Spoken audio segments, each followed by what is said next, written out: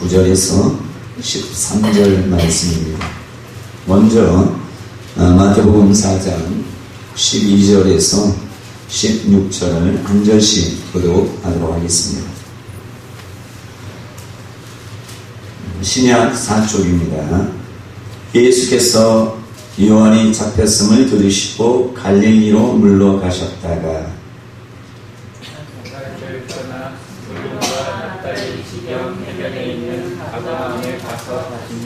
이는 선지자 이사야를 통하여 하신 말씀을 이루려 하심이라 일렀으되 소돔 땅과 납달리 땅과 요단강 저편 에돔과 이방의 갈릴리라. 함께 있습니다. 흑암에 앉은 백성이 큰 빛을 보았고 사망의 땅과 그늘에 앉은 자들의 빛이 빛이었도다 하였느니라. 아멘. 요한복음 1장 9절에서 13절을 한 절씩 교독합니다. 참빛 곧 세상에 와서 각 사람에게 비추는 빛이 있었나니 그가 세상에 되셨으며 세상은 그로 말미암아 지은 바 되었으되 세상이 그를 알지 못하였고 자기 땅에 오매 자기 백성이 영접하지 아니하였으나 영접하는 자 곧 그 이름을 믿는 자들에게는 하나님의 자녀가 되는 권세를 주셨으니 이는 혈통으로나 육종 함께 있습니다. 이는 혈통으로나 육종으로나 사람의 뜻으로 나지 아니하고 오직 하나님께로부터 난 자들이니라. 아멘. 제가 기도합니다. 거룩하신 하나님 참으로 감사드립니다. 이 땅에 예수님께서 오심으로 우리가 예수 그리스도를 만나게 하시고 또 예수 그리스도를 통하여 죄의 씻음 받게 하시고 또 하나님의 자녀가 되는 거룩한 축복을 허락하여 주셔서 감사드립니다. 하나님 아버지 하나님의 말씀을 우리에게 허락하실 때 우리 마음 문을 열고 하나님의 뜻을 만날 수 있도록 깨달을 수 있도록 인도해 주옵소서. 감사드리며 예수 그리스도의 이름으로 기도합니다. 아멘. 옆 사람과 인사하시기 바랍니다. 할렐루야. 반갑습니다.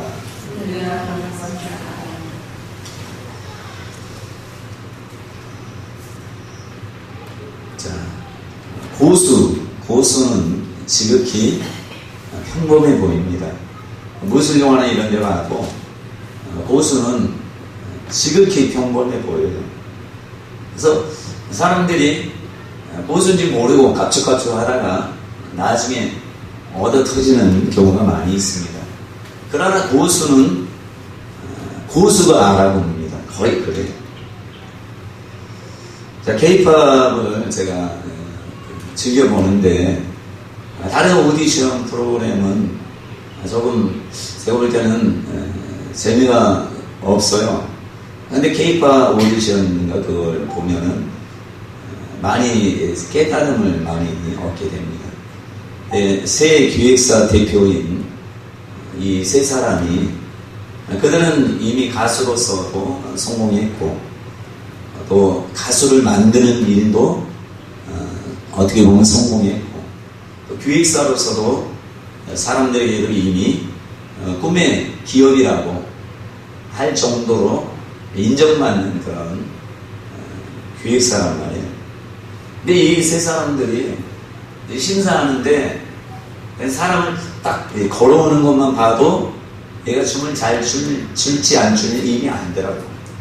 또 말하는 것만 들어도 노래를 잘할지 안 할지는 알고 또 한 소절을 탁 부르는데 다 알더라고요. 왜 그런가? 어디는 고수인 거예요, 고수. 그러니까 노래에 대해서는 뭐 1등도 많이 해보고 그러니까 모든 면에서 고수니까 알아보는데 그러니까 다른 심사위원들, 개본 심사위원들이 볼 때는 막 박수치고 막 하는데 심사위원들은 거기에서 뭐가 문제가 되고 왜 이 사람이 성공하지 못하고 정말 가수가 됐음에도 불구하고 다시 끝까지 그 인기를 유지하지 못하는 것에 대해서도 알더라고요. 자, 예수님께서는 참빛, 큰 빛으로 이 땅에 오셨어요. 여러분, 이 땅에 원자폭탄이 일본에 딱 떨어졌을 때 그 엄청난 빛을 보고 일본 사람들이 깨닫지 못했을까요? 다 알았을 것이에요. 그 빛을 본 사람들. 근데 태양빛보다 밝고 원자폭탄보다 더 강하고 이 세상 만물을 창조하신 그 빛 대신 예수 그리스도가 이 세상에 오셨는데 왜 사람들은 그 빛을 발견하지 못할까? 나중에 여러분 천국에 가면 해가 필요 없대요. 왜요? 보좌로부터 예수 그리스도의 영광의 빛이 모든 세상을 밝히기 때문에 천국이 이 우주보다 훨씬 커요. 근데 이 우주 전체를 태양이 필요 없는 것이에요. 이 천국에는 태양도 필요 없습니다. 왜? 하나님의 보좌로부터 나오는 영광의 빛이 그만큼 강해요. 근데 이 세상 사람들은 그 영광의 빛이 엄청나게 강한데도 불구하고 알지도 못해요. 희한하죠.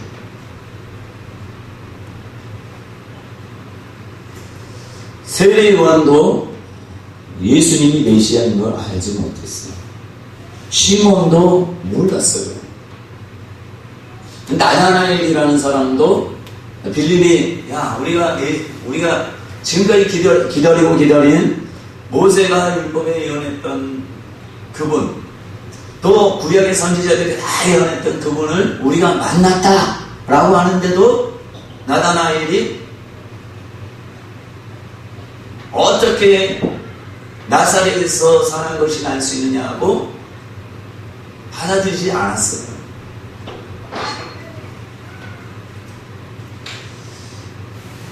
자, 왜 사람들이 예수님을 받아들일 수 없는가? 예수님께서 오실 때 정말 처음부터 왕으로 오셨다면 얼마나 안 믿는 사람이 어디 있겠어요?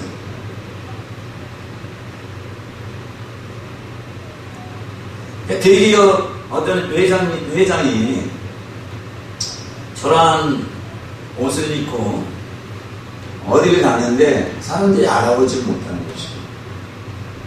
그러나 그 직원들은 이 사람을 알아보는 것이죠.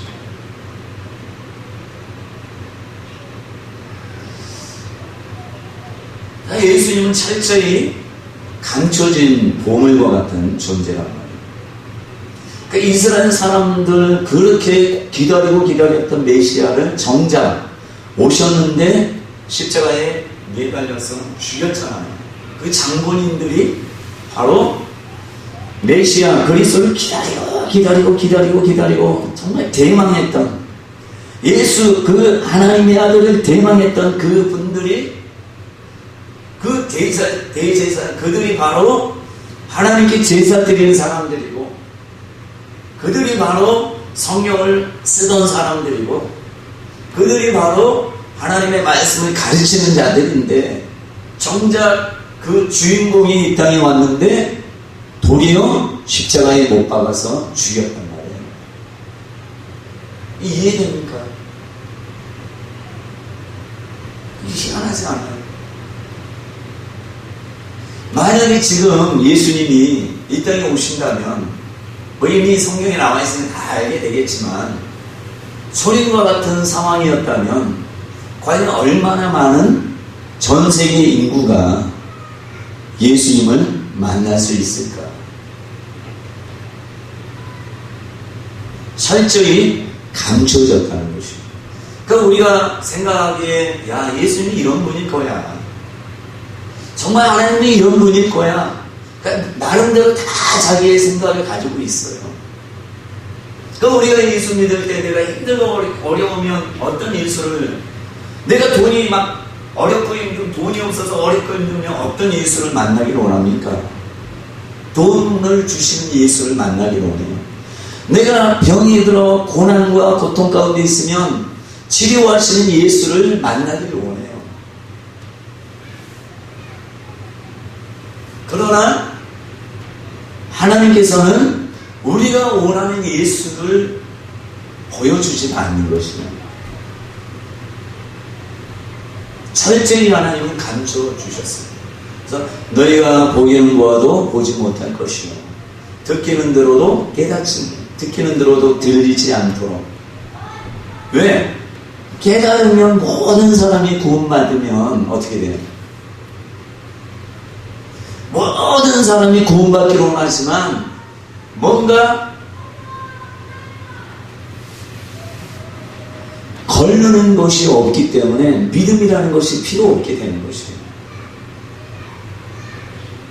그러니까 마지막 때는 표적과 기사와 이적이 엄청나게 적그리스도, 많은 거짓 선지자를 통해서 많이 일어나게 돼요. 왜요? 우리가 생각하는 예수가 어떤 분이요? 표적과 기사와 능력을 행하는 예수로 생각하는 사람은 거기에 그냥 쫓아가게 되어 있어요. 이게 바로 미혹이라는 거예요. 미혹. 그러니까 저와 여러분들이 지금 교회 상황도 좋지 않잖아요. 지금 이 교회의 상황 누가 좋다고 해요? 저도 떠나고 싶은 마음이 간절했어요. 왜? 하나님이 정말 교회를 사랑한다면 이렇게 하실 이유는 없다 생각이 드니까. 그러니까 내가 아니고 다른 사람이 와도, 근데 다른 사람이 올릴 사람이 없을 것 같아. 여러분, 망하는 교회는, 망하는 기업에는 안 들어가요. 세상 사람들이 올 때 망하는 교회라고 생각하면 오지 않아요. 근데 하나님께서 떠나지 말래요. 하나님의 뜻이 주의 종은 주의 말을 들어야지 사람의 말을 듣는 게 아니라 환경 처지를 보는 게 아니잖아요. 그러니까 어디에 초점, 성도들이 많이 오는 게 하나님의 뜻인가? 그게 바로 진정한 부흥인가라고 했어요. 그건 하나님 볼 때 그것은 하나님이 하실 수 있어요. 그게 하나님이 원하는 뜻이 아니란 말이에요. 지금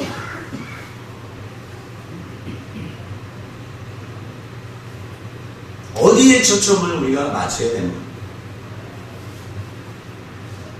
우리가 예수를 믿을 때 우리가 원하는 대로 기도했는데 안 되면 진정으로 감사할 사람이 얼마나 되겠어요?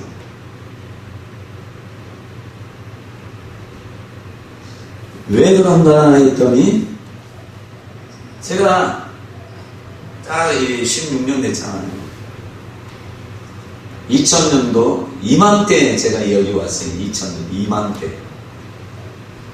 이맘때 왔는데 지금 이제 상황을 쭉 돌이켜보면서 하나님 그런 말, 너 이제 시작해라. 이제 처음부터 이제 시작이다. 근데 처음 왔을 때는 처음 시작이라고 해서 열기도 감사하고 뭐 낙담할 게 없어요. 그냥 오는 게 좋았어요. 경기도에 의왕에 있었단 말이에요. 제가 거기 있을 때는 내 죽을 것 같았어요. 하나님 나 좀 살려주세요. 전도사였는데 내가 죽을 것 같았어요. 하나님 나 좀 살려주세요. 그래서 왔으니까 교회는 지금보다 더 못했어요. 내가 업무로 인해서 다 나갔어요.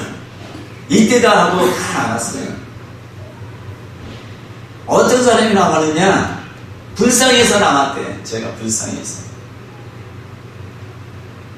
그 젊은 목사가 이 교회에 오면 그 전에 목사님도 엄청 고생하다가 포기하고 갔는데 내가 오니까 너무 불쌍해 보이더래요. 그래서 하나님의 뜻보다 불쌍해서 남았던 사람들. 근데 저는 그런 거 모르잖아요. 나중에 얘기해 줬으니까. 나는 그냥 좋은 거예요. 하나님이 나 같은 전도사에게도 이런 교회를 맡겨주셨구나. 이 뭐 상황이 저지 몰라요. 그냥 좋은 거예요. 그냥 살 것 같아서 좋은 거예요.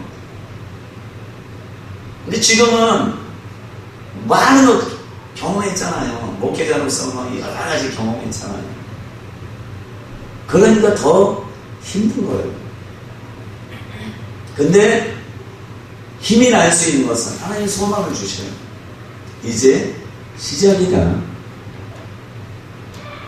이게 없으면 어때요? 더 좋잖아요. 찬송가 직접 들으시면서. 반주자 없으면 어때요? 하나님을 찬양하는 게 중요하지. 내가 하나님을 찬양하는데 악기가 없으면 어때요? 뭐 파워포인트 있으면 좋지만 없으면 어때요? 뭐 성도가 많이 있으면 좋겠지만 뭐 없으면 어때요? 하나님께서 기뻐하시면 되는 거 아니에요? 그 생각이 들더라고요. 그래서 내가 절망해서는 안 되겠구나. 하나님이 내게 낙심하고 절망하는 것을 원치 않으시는구나. 하나님께서 많은 그 비전을 주셨는데 그 비전을 이루기 위해서 하나님이 처음 이제 다시 시작하려고 하는데, 여러분 처음 시작하는 사람이 낙심하면 되겠습니까? 그것을 예수 그리스도를 바라보니 이 교회도 내가 주인이 아니고 여러분들도 주인이 아니고 오직 이 교회의 주인은 예수 그리스도란 말이에요. 예수 그리스도께서 하나님께서 이 교회를 세우느냐 마느냐는 누구의 책임이에요? 하나님의 책임이에요. 저희 이 나라를 볼 때 너무 감사한 이유가 있어요. 너무 귀하다는 생각이 드는 것이에요. 이 나라가 너무 힘들잖아요. 지금 경제도 어렵고 뭐 대통령도 탄핵도 이런 여러 가지 상황이 있지만, 근데 이게 정말 기회라는 생각이 드는 것이에요. 어떤 면에서 이 나라가 정말 진정한 민주주의가 될 수 있는 토대가 될 수 있다는 생각이 들어서 너무 감사한 거예요. 지금 계속해서 민주주의를 역행했어요. 왜? 대기업이나 이런 데는, 이런 데도 나름대로 막 뒷돈을 해고해서 본인들의 기업이 정말 열심히 일해서 막 자기가 정말 열심히 해서 보는 것이 아니라 정치인과 연관해서 뭔가 그들에게 잘 보이거나 하면은 그냥 열심히 노력하지 않고도 대기업 되잖아요. 뭐 지금 다 드러나는 게 그런 거 아니에요. 뭐 국회의원 아니면 장관이나 이런 되는 사람들도 뭔가 실력보다는 대통령에게 마음에 들거나 누구에게 마음에 들어서 하는 그런 것들이 많았단 말이에요. 그래서 박정희 대통령 때 업적을 뭐라고 경제화를 한 것에 대해서 얘기를 하지만 민주주의에는 역행했다는 얘기를 다 해요. 근데 역사가 그것을 얘기하고 있잖아요. 박근혜 대통령, 저는 뭐 그분에 대해서 뭐할 필요는 없겠지만, 박근혜 대통령도 처음에 설 때는 뭐라 했어요? 원리와 원칙을 그게 한다고 했지만 뭐 상황이 어떤지 모르겠지만 안 됐잖아요. 궁극적으로 자기 가족들은 이제 떨어뜨렸지만, 박지만이나 이런 사람은 떨어뜨렸지만, 우리가 볼 때는 야 정말 원리 원칙대로 하려고 하는구나 이렇게 생각했을 거 아니에요. 근데 보면은 다른 정말 이게 올라온 사람들을 중요해서 쓰는 것보다는 가까운 사람들을 써는 그런 우를 범한 거 아니에요. 그 민주주의의 모습에는 이게 본인이 막 그러려고 원리 원칙을 중요하게 생각한다 할지라도 이게 안 됐잖아요. 지금은 보니까 국민들의 의식 수준이 참 높아진 것 같아요. 제가 80년대에 서울에 있었는데, 제가 고등학교 때 서울에 지냈잖아요. 한번 종로에 가거나 하면 맨날 철강 가스 맡았어요. 손석원 씨는 못 살았어요. 맨날 눈물 콧물 흘리고. 나는 왜 그런지 몰랐는데 많은 사람들이 막 데모하고 그러면 막 도망다니고 하면서 그냥 저는 지하철을 타고 가면 갑자기 위에서 체류탄 가스가 지하까지 내려오니까 그거 막고 있었어요. 이번에 보면 야 진짜까지 하는데도 불구하고 시민들의 의식 수준이 많이 업그레이드가 됐구나. 이것도 하나님의 은혜다. 이런 수준 가운데 온 상태에서 뭔가 환경과 여건이 조성된 상태에서 민주주의가 바르게 세워질 수 있는 그게 될 수 있지 않을까 이런 생각이 들어서 한편으로는 감사하다는 것입니다. 뭐 사람마다 생각은 다르겠지만 저는 너무 감사합니다. 왜? 내 처지랑 너무 비슷하니까 너무 감사합니다. 뭐 물질도 하나님의 손안에 있고 또 치료도 하나님의 손안에 있고 모든 것에 하나님의 손안에 있다는 것을 더 많이 깨닫게 됐어요.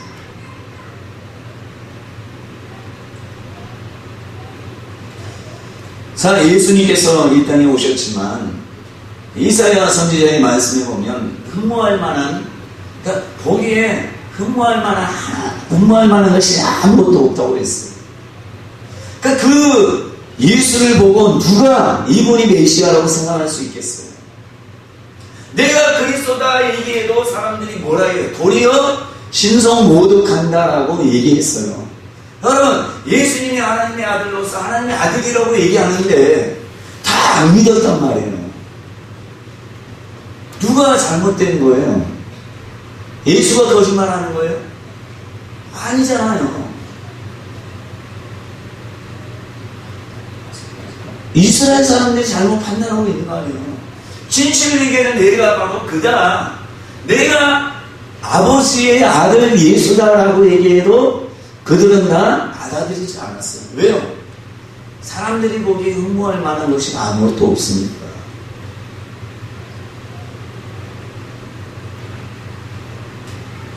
그래서 예수님이 고난도 당하고 채찍에 맞고 징계를 받고 여러 가지 일을 당할 때 사람들이 어떻게 생각했어요?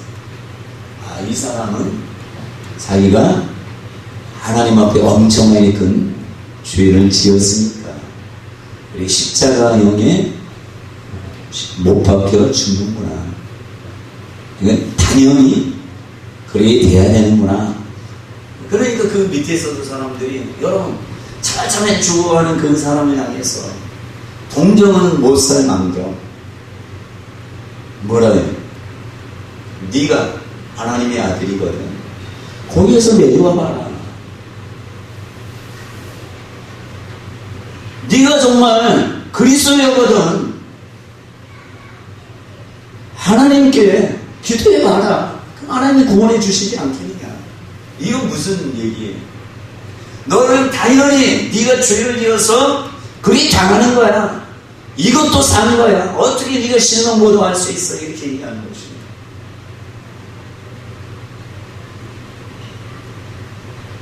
그래서 이사야 말씀을 보면 그가 하나님께 징벌을 받아서 하나님께 잘못했기에 십자가에 못 박아 하나님께 맞으며 고난을 당하는 것이라고 얘기하는 것입니다. 여러분 중에 누가 고난 당하고 있습니까? 사람들은 얘기할 거예요. 당신은 죄를 지었으니 회개해. 근데 회개는 하겠지만 그게 생각이 안 나는 것입니다.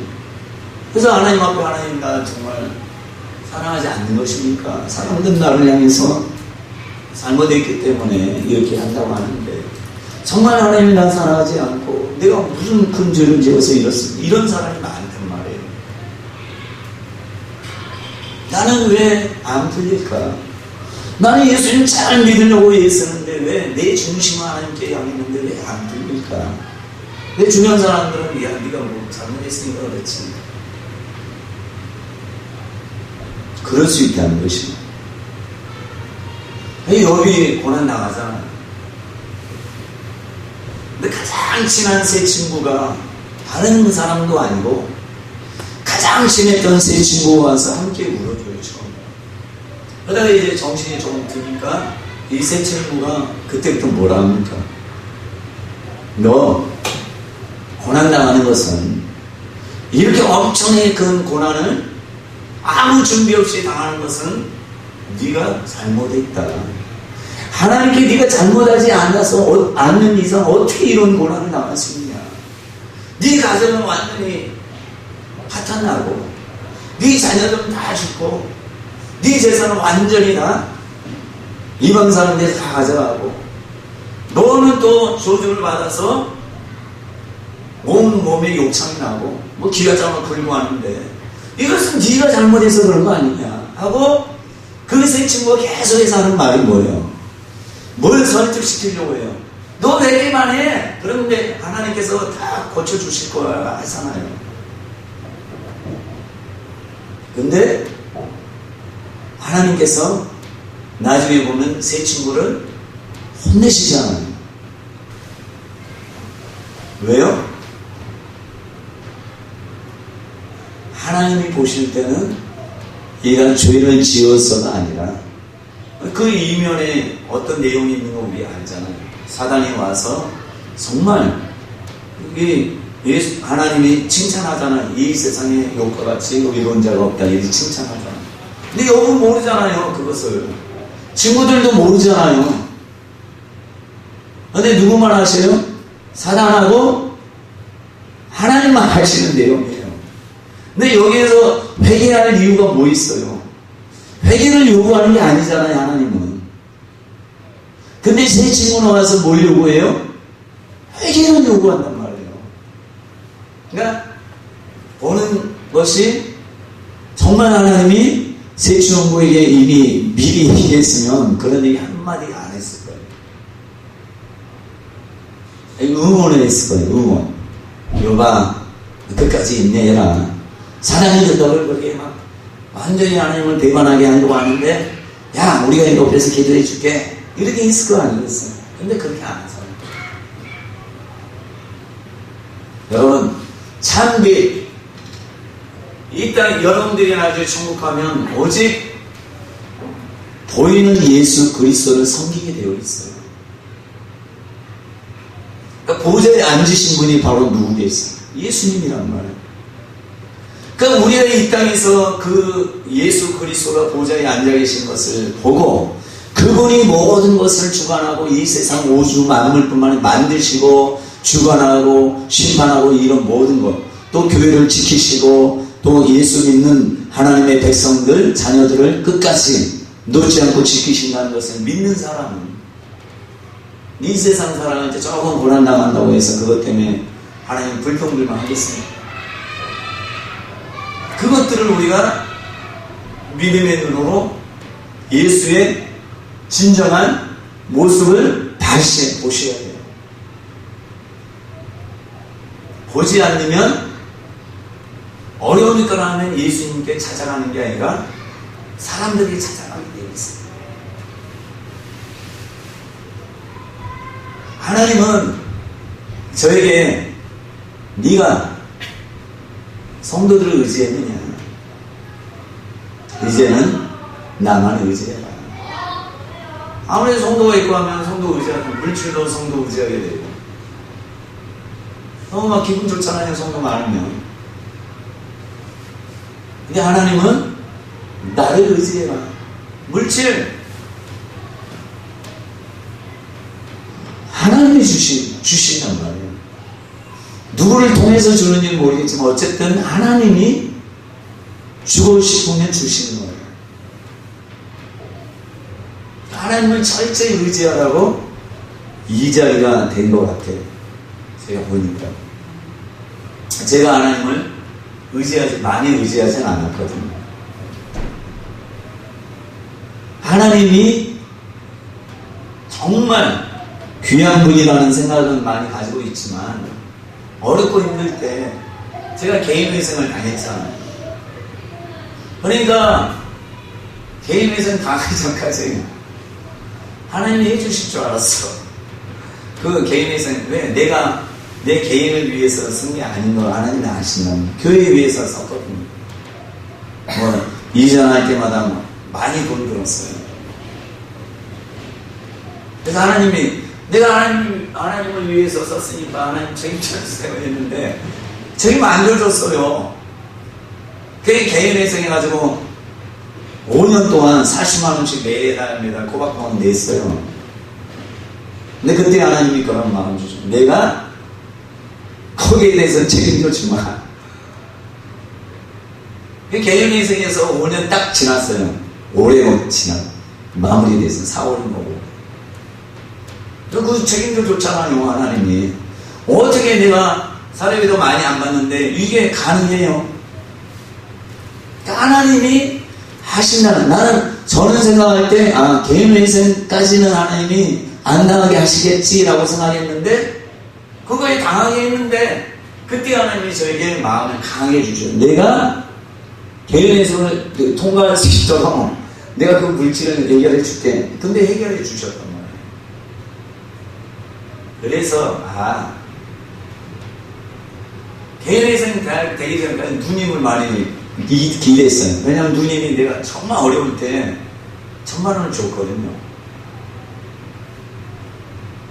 그러니까 누님 통해서 좀 주겠지 이렇게 생각했는데 어렵다고 아예 말도 안 하고 제가 말도 안 하고 또 줄 생각도 없더라고.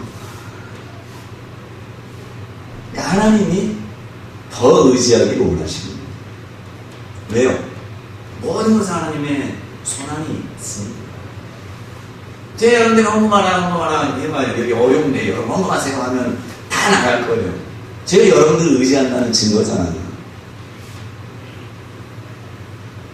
근데 여러분은 의지하지 않아요. 헌금 많이 하든 적게 하든 신경 안 써요. 그냥 하나님을 의지하면 되는 거죠. 처음에는 그랬어요. 이게 없어서 누구 좀 시킬까 했는데 시키면 사람들 잘 안 해요. 왜 자기 마음이 감동이 없으니까. 그러니까 본인이 스스로 하겠다 할 때까지 기다려야 되겠다 이렇게 생각하는 거예요. 왜? 철저히 하나님은 하나님을 의지하기를 원하십니다. 왜? 하나님께 모든 것이 있으니까.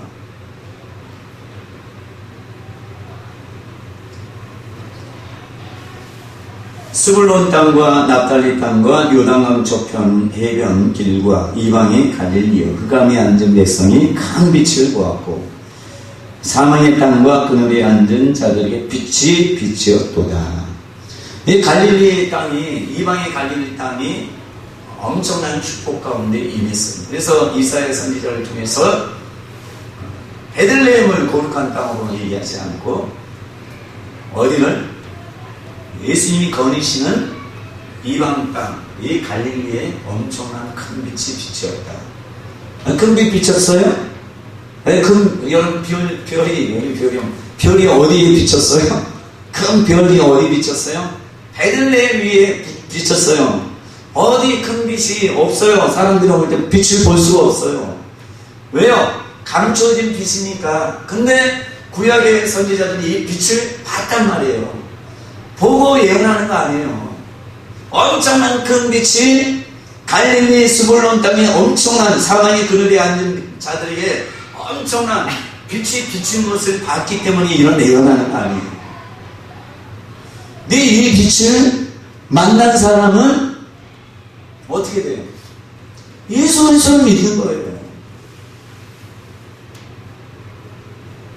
저와 여러분들도 예수가 지식적인 예수가 돼서는 안 돼요. 여러분들이 얼마나 많이 모든 면에서 여러분들이 주관자가 되는 예수가 되셔야 돼요. 그래서 제가 지연이한테 얘기했어요. 얘들이 괴롭힌데, 그래서 제가 그 얘기는 소식을 듣고, 야, 네 엄마한테 얘기하면 어느 정도 얘기하면 되지만 해결 안 되잖아요. 뭐 애들은 직접 찾아가서 그 엄마한테만 얘기할 수 있겠지만 애들한테 얘기한다고 해서 애들이 바뀔까요? 안 바뀔 수도 있잖아요.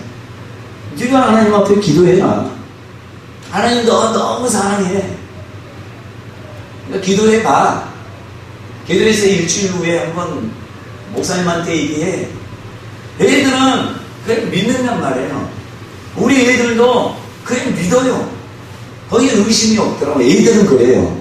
근데 어른들은 조금 저도 안 그래요.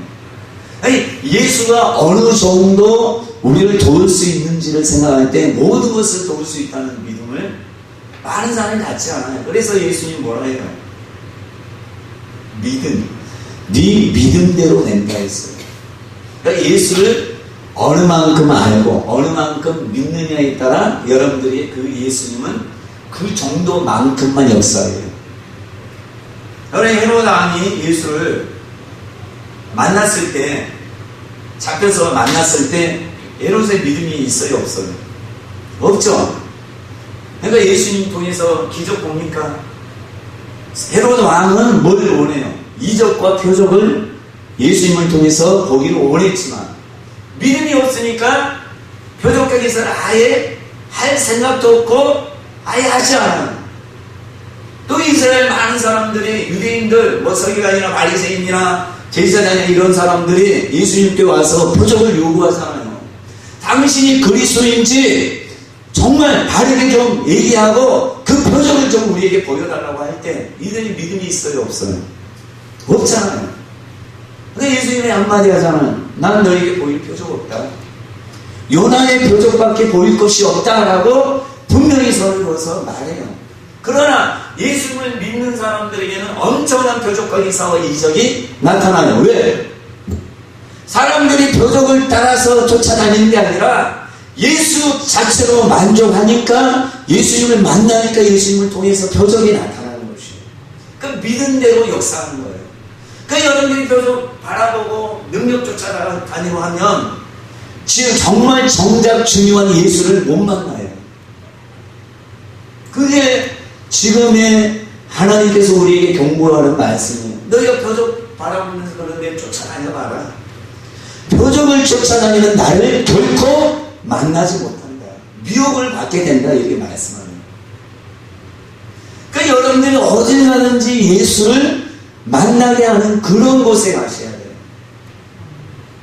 예수를 더욱더 깊이 아는 그 자리로 가셔야 돼요. 그러니까 베드로나 요한이나 이런 사람들은 그 땅에서 예수님을 만났잖아요. 수많은 사람이 예수님을 만났지만 그 예수를 누구로 고백합니까? 자기가 나는 죄인으로서이다, 나를 떠나소서 하는 그를 주로 인정하자. 나라에도 처음에는 인정하지 않았지만 뭐라면 당신이 바로 메시아입니다, 하나님이 보내신 자입니다 라고 인정하니까 사도가 되잖아요. 그의 믿음의 고백이 자기에게 있는 어떤 틀들을 다 깨우시고 그 예수를 그냥 있는 그대로 받아들이니까, 나라를 향해서 예수님 뭐라, 네 속에 감사하는 것이 없다. 그 마음이 하나님을 향해서 항상 선한 마음을 가졌기 때문에 자기에게 가지고 있는, 이 사람은 나사렛 사람인데 나사렛은 결코 선한 것이 가질 수 없다라고 했지만 그게 한순간에 예수님이 뭐 다른 얘기하지 않았다. 네 속에 간다는 거 없다. 네가 무화과 나무에 아래 있을 때 내가 봤다. 이 한마디만 했는데 180도 확 바뀌어서 예수님을 영접하잖아요. 그리고 그의 고백이 예수가 바로 하나님의 아들로 인정하잖아요. 어디에 그게 달라요? 뭐가 달라요? 근데 많은 사람들은, 수많은 사람은 안 그러잖아요. 어떤 말씀을 들어도 예수를 만난다 해도 유대인과 바리새인과 그들처럼 만나도 예수를 메시아로 인정을 못하는 것이죠. 그러니까 저와 여러분들이 어딜 가든 말씀을 보든 기도를 하든 뭘 하든지 간에 예수를 만나셔야 돼요. 지식적인 예수가 아니라, 저도 많이 신학교에서 일이나 할 정도 배운 게 예수의 관계가 아니겠어요. 배워도 말씀을 봐도 예수님을 잘 모르겠는 거예요. 예수는 설교하는데 예수님에 대해서 잘 모르는 것이에요.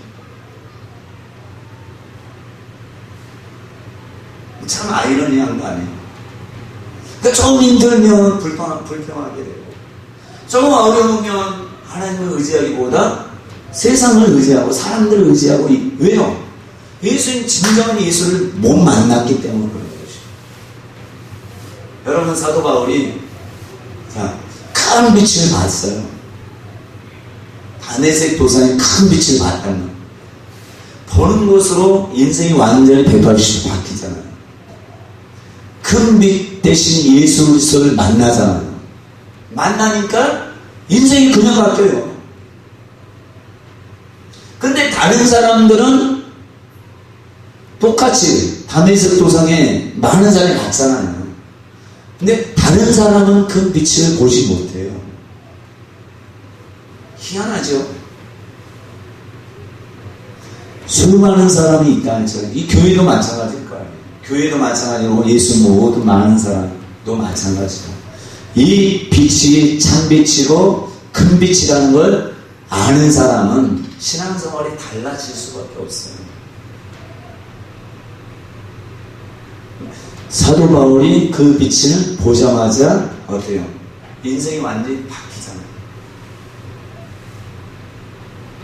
사람들이 얘기하는 예수가 아니라 인격적인 예수를 우리가 그 빛 대신 예수를 만나게 되면 바뀌어요. 안 바뀌는 게 기적이에요. 그래서 저와 여러분들이 사도 바울에게 만났던 예수가 우리도 여전히 빛으로 만나기 원하시고, 여러분 바디메오나 이런 예수 믿는 사람들을 보세요. 자, 이분이 빛이라는 걸 알았어요, 몰랐어요? 알았잖아요. 어떤 빛? 치료하는 빛이라는 걸 알았잖아요. 치료하는 광선이 바로 예수라는 걸 알았잖아요. 그러니까 사람들이 막잖아요. 예수님이 오는 걸 막잖아요. 근데 이 빛이 모든 것이 된다는 걸 알기 때문에 바디메오가 막는다고 해서 본인이 막으니까 하나님 뜻이 아닌가 보다 하고 안 갔어요? 아니잖아요. 믿음을 가지고 이분은 분명 나사렛 다윗의 자손 예수고 이분이 바로 나의 병을 치료하실 분이다 라는 믿음으로 그 빛을 발견했기 때문에 목숨을 거는 거예요. 바울도 이 빛, 참빛 대신, 요한도 마찬가지로 이 빛 대신 분을 알았기 때문에 목숨을 거는 거예요. 거기에 목숨을 거는 거예요. 그래서 저와 여러분들이 신앙생활 하는데 예수님을 꼭 만나셔야 돼요. 어떤 예수를 그냥 저건 문제를 해결해 줄 예수로 만나지 말고 내 생의 전부를 걸 수 있는 분, 나의 모든 것 대신 예수 그리스도, 내게 이 태양빛보다 더 밝은 예수 그리스도, 내 나를 고쳐주시는 예수 그리스도, 내게 물질 주신 예수 그리스도, 그분을 만날 때 우리의 모든 인생이 변화되는 것입니다. 그래서 저와 여러분들이 지금 어렵고 힘든 거 이게 중요한 게 아니에요. 제가 볼 때는 하나님께서도 원하실 거예요. 그게 중요한 게 아니라 저희는 그래요. 더 전심으로 나를 만나기 위해 기도하라. 내게 기도하면 내가 은밀하고 기이한 것들, 내가 알지 못하는 모든 것을 내가 너를 만나줄 뿐만 아니라 너에게 귀한 것들을 만나게 하고 보게 하고 깨닫게 하고 주어주리라 이렇게 마음을 주십니다. 여러분들도 안 풀리고 하면은 예수 만나서 한마디만 들으면 다 해결돼요. 로또 복권보다 더 귀한 게 바로 예수 만나는 거예요. 10억 당첨돼도 대단한 것이겠지만 진정 인격적인 예수를 만나기만 하면 우리의 인생은 염려할 거 없습니다. 고난 가운데 있어도 염려할 거 없습니다. 이 예수 참빛 대신 정말 그 빛으로 여러분들에게 온전히 임하기를 간절히 축원합니다. 거룩하신 하나님 참으로 감사드립니다. 하나님 아버지, 우리가 예수 그리스도가 이 땅에 참빛으로 큰 빛으로 오셨다는 것을 알게 하시고 사망의 어둠 가운데 있는 자들에게 빛이었는데 그 빛을 본 자들이 치유가 되며 사망에서 생명으로 빛을 본 자들이 하나님의 귀한 사역자가 된 것을 우리가 보게 됩니다. 이 감추어진 빛 대신 예수 그리스도를 우리가 예수 그리스도를 꼭 만나며 더 깊은 예수 그리스도를 깨닫도록 인도하여 주옵소서. 주님 감사드리며 예수 그리스도의 이름으로 기도합니다. 아멘.